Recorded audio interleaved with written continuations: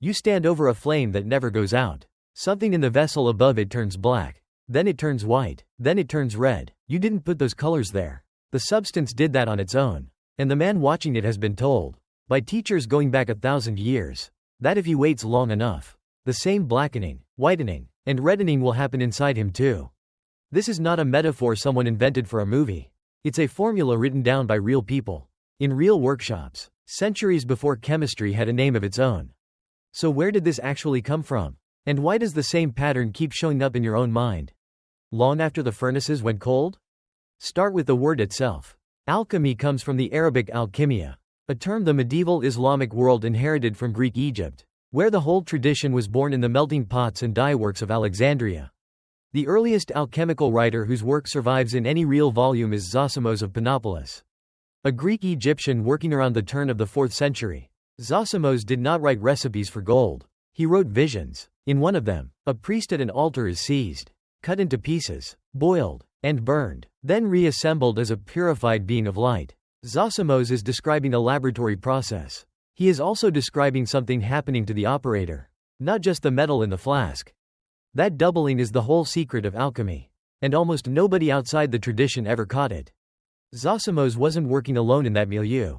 Around the same period, a figure known as Maria the Jewess, sometimes called Mary the Prophetess, is credited by later Greek and Arabic sources with inventing the water bath still used in kitchens today under her own name. The Bain Marie, along with sealed apparatus for controlled, gentle heating. Her surviving fragments treat the joining of substances inside that sealed vessel as a kind of marriage. A union of opposites that has to be held at a stable, gentle temperature or the whole process fails. Notice the language. Marriage, union of opposites. That's not neutral lab vocabulary. It's the vocabulary of relationship, applied deliberately to chemistry, because the tradition never separated the two. Here is the doctrine underneath the doubling. Every alchemical text agrees that you begin with something called the prima materia, the raw, unformed base matter that hasn't yet found its true shape. In the lab, that might be lead, or mercury, or a mixture the alchemist called by dozens of coded names on purpose, so outsiders couldn't steal the method. But the prima materia was also read as a description of the untrained human self, raw, unformed, mixed with impurities you haven't sorted out yet. The goal was never simply gold. Gold was the visible proof that the invisible part of the work had succeeded. The real target had a name of its own, the magnum opus.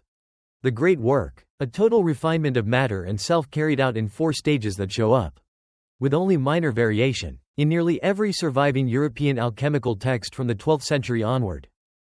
The first stage is called nigredo, the blackening. Everything decomposes. The material breaks down into a formless black mass.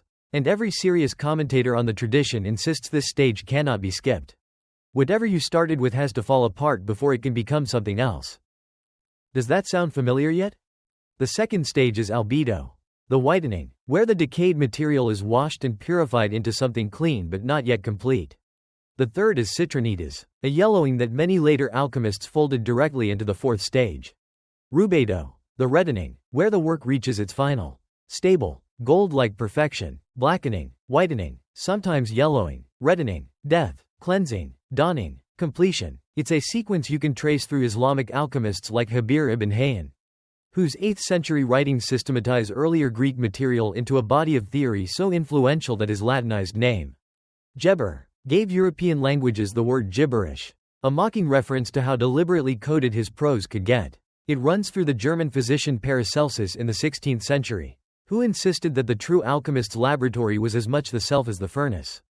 And it runs through the emblem books of Michael Mayer a century later, where the same 4-stage transformation is drawn out as a series of strange, dreamlike engravings rather than written as prose at all. Why draw it instead of writing it? Because the alchemists themselves said, again and again, that the real content of the great work could not survive being stated plainly.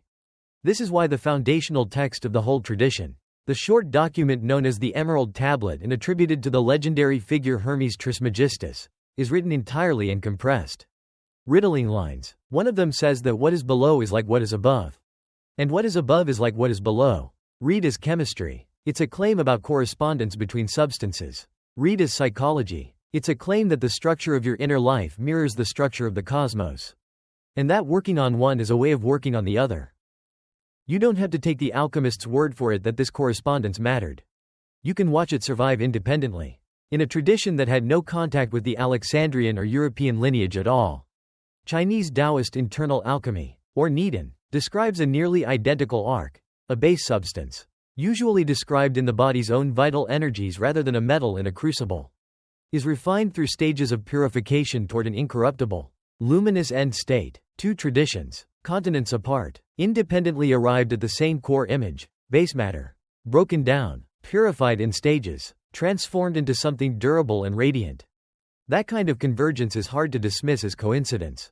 And it's exactly what caught the attention of a very different kind of investigator centuries later.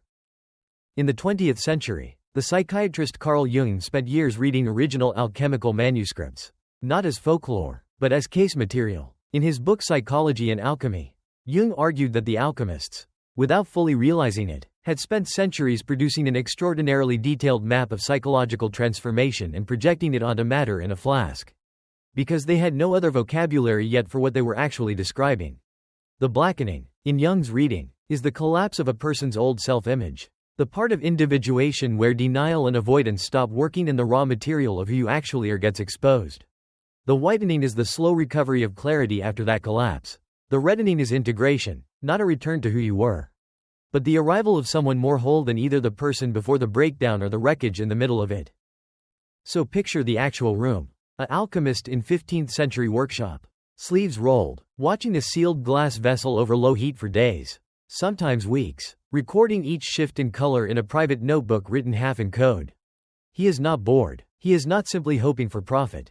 He believes, and his teachers before him believed, that the sequence unfolding in that glass is happening to him as much as to the substance inside it, and that if he can stay present through the blackening without abandoning the process, something in him will come out the other side changed in a way that cannot be faked or purchased. That's the twist most people never hear. Alchemy's reputation as a failed chemistry experiment, a few centuries of grown men chasing gold that never came, misses what the practitioners themselves said the discipline was actually for. Gold making, when it appears at all in the serious texts, is consistently treated as the least important, most literal-minded reading available.